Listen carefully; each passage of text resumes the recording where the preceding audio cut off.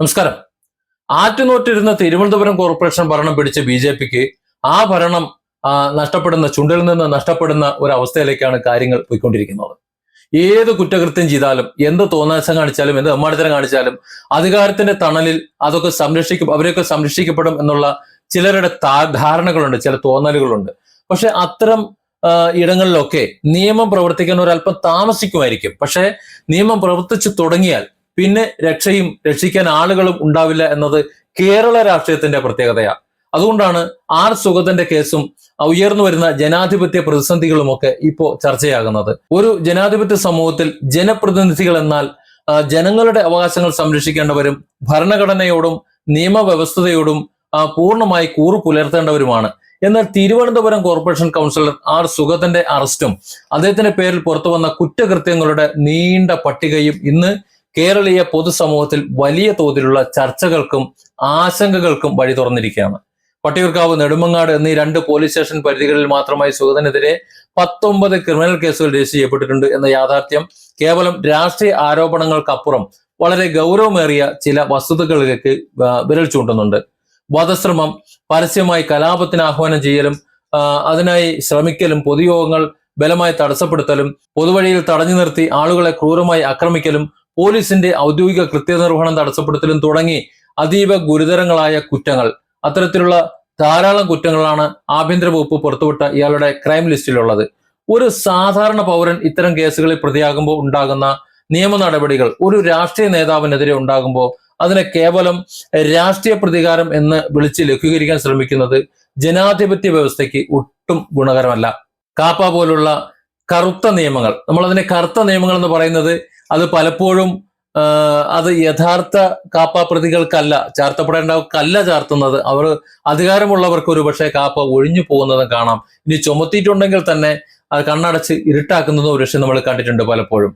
ഏതായാലും കാപ്പ പോലുള്ള ശക്തമായ കറുത്ത നിയമങ്ങൾ ചുമത്തി സുഗതനെ അറസ്റ്റ് ചെയ്തതിന് പിന്നിൽ വ്യക്തമായ നിയമപരമായ അടിത്തറയും മുൻകാല കുറ്റകൃത്യങ്ങളുടെ പശ്ചാത്തലവും ഉണ്ട് എന്നാണ് ഔദ്യോഗിക രേഖകൾ വ്യക്തമാക്കുന്നത്. സാധാരണ രാഷ്ട്രീയ പ്രതിഷേധങ്ങളിൽ ഏർപ്പെടുന്ന ഒരാൾക്ക് മേൽ ഇത്തരത്തിലുള്ള കടുത്ത വകുപ്പുകൾ സാധാരണ ചുമത്താറില്ല. കാരണം ധാരാളം കേസുകൾ ഈ രാഷ്ട്രീയ നേതാക്കന്മാർക്കും ജനപ്രതിനിധികൾക്കും ഉണ്ടാകാറുണ്ട്.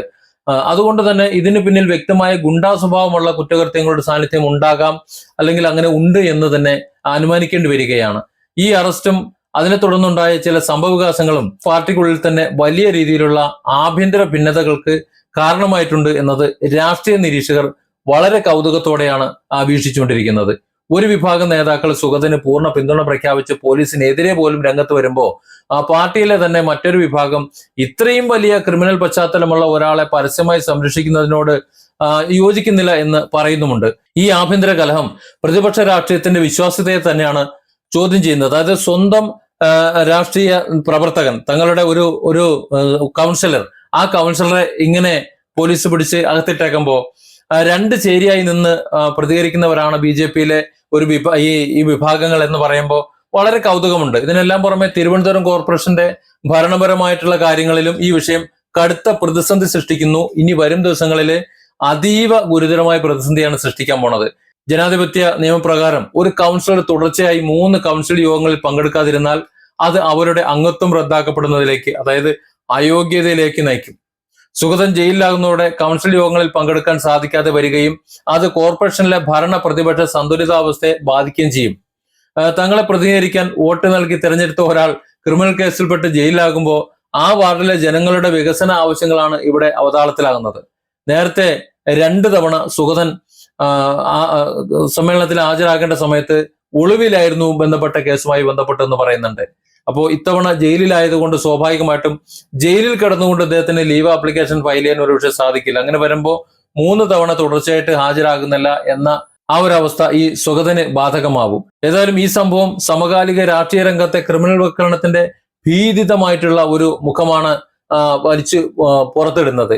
രാഷ്ട്രീയ പദവികളും പാർട്ടി സ്വാധീനവും ഒക്കെ നിയമവിരുദ്ധ പ്രവർത്തനങ്ങൾ നടത്തുന്നതിനുള്ള ഒരു കവചമായി ആരും ഉപയോഗിക്കരുത് എന്നൊരു സന്ദേശം കൂടി ഇവിടെ പുറത്തു വരുന്നുണ്ട്.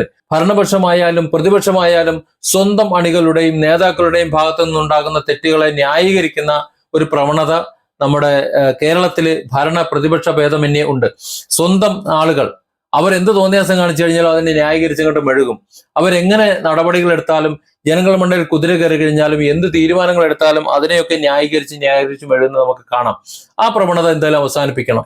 ഇവിടെ സത്യത്തിൽ ജനാധിപത്യം അർത്ഥപൂർണമാകുന്നത് നിയമത്തിന്റെ വഴിക്ക് പോകുമ്പോൾ മാത്രമാണ്. അത്തരത്തിൽ നിയമത്തിന്റെ വഴിക്ക് പോയി തുടങ്ങിയാൽ പിന്നെ ഈ പറയുന്ന പ്രതികൾക്കും ഇത്തരത്തിലുള്ള കുറ്റവാളികൾക്കും ഒന്നും രക്ഷയില്ലാന്ന് നമുക്കറിയാം. അത് ആര് തന്നെ ആയിരുന്നാലും അവർക്ക് നിയമ നടപടികളിലേക്ക് പോകേണ്ടി വരുന്നുണ്ട്. കുറ്റവാളികൾക്ക് രാഷ്ട്രീയത്തിന്റെ പേരിൽ ഒരു പരിഗണനയും ലഭിക്കുന്നില്ല എന്ന് ഉറപ്പുവരുത്താൻ ഇത്തരം വിട്ടുവീഴ്ചയില്ലാത്ത നിയമ നടപടികളും ആവശ്യമാണ്. ഇവിടെ സുഗതന്റെ അംഗത്വം BJPയുടെ തിരുവനന്തപുരത്തെ കോർപ്പറേഷൻ ഭരണം അവസാനിപ്പിക്കേണ്ടി വരുമോ അല്ലയോ എന്നുള്ളതല്ല. ഇത്തരത്തിൽ ക്രിമിനലുകൾ ഏത് പാർട്ടിയിലായാലും, അതിന് BJPയിലായാലും കോൺഗ്രസിലായാലും ഇടതുപക്ഷത്തിലായാലും, ജനപ്രതിനിധികൾ അവർ ചൊല്ലുന്ന സത്യപ്രതിജ്ഞാ വാചകം ഉണ്ടല്ലോ, ആ വാചകത്തിനോട് കൂറു പുലർത്താൻ കഴിയുന്നവരായിരിക്കണം. അല്ലാത്തുള്ളവർ ഭരണത്തിൽ നിന്ന് അല്ലെങ്കിൽ അവിടെ അധികാരത്തിൽ നിന്ന് പുറത്തു പോവുക തന്നെ വേണം. അഥവാ അത്തരത്തിലുള്ളവരുടെ പിന്തുണയോടുകൂടി ഭരിക്കുകയാണ് അല്ലെങ്കിൽ ഭരിക്കാനാണ് ചിലരുടെ വിധി എന്നുണ്ടെങ്കിൽ, ചില രാഷ്ട്രീയ കക്ഷികളുടെ വിധി എന്നുണ്ടെങ്കിൽ, ആ ഭരണവും അനാവശ്യമാണ് നമ്മുടെ സമൂഹത്തിൽ എന്ന് വ്യക്തം. Different angles. Don't forget to subscribe and support this channel.